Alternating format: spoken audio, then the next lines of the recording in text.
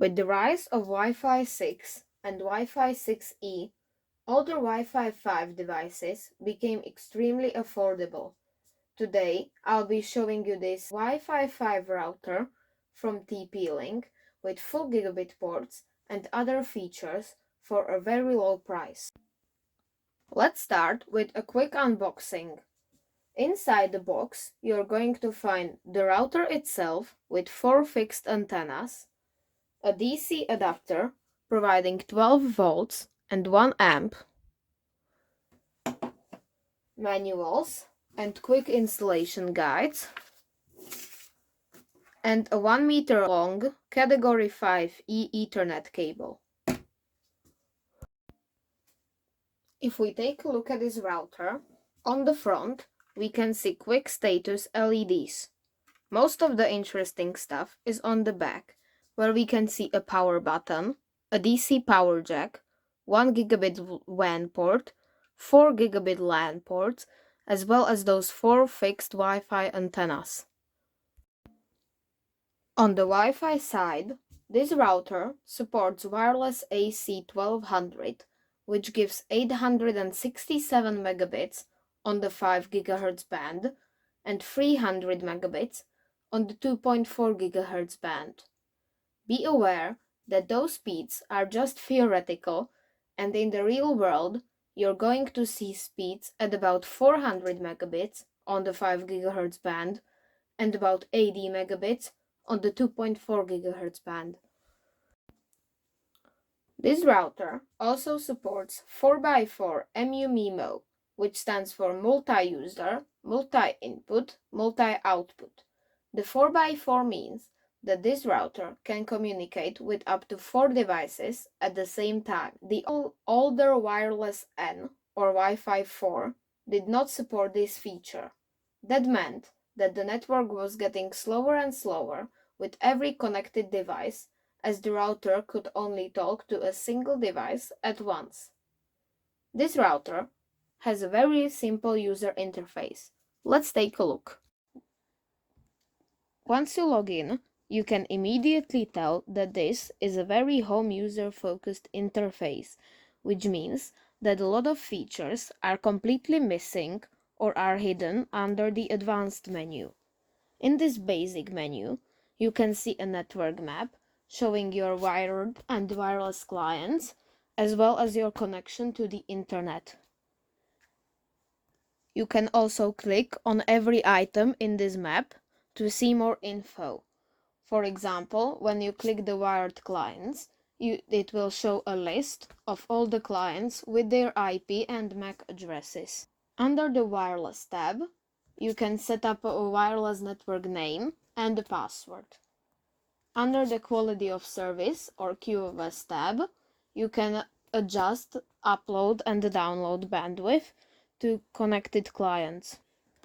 Now let's switch to the advanced mode. You can see that a lot of new options pop up. For example, the operation mode, where you can switch between the router and an access point or AP. You can now also set up a firewall. You can also restrict access to your router's management, set up a VPN tunnel, and also control quick status LEDs and others.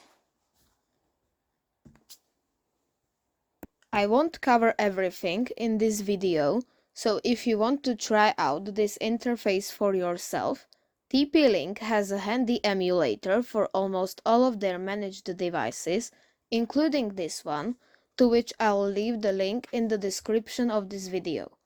You also don't need to use the web GUI, and you can set up this router entirely using the TP-Link Tether app. Now you know how this router looks, how is the management interface, but you still don't know how is it to actually use it. Let's start with the coverage. I can't really give you any exact numbers because they will all depend on a lot of factors. Based on my testing in a brick house, I got about 45 to 55 square meters or about 480 to 600 square feet of coverage. As I said, this is going to depend on a lot of factors like the material of the walls, number of other electronic devices with radios in them, and others, but you can use these numbers for a general idea of the coverage.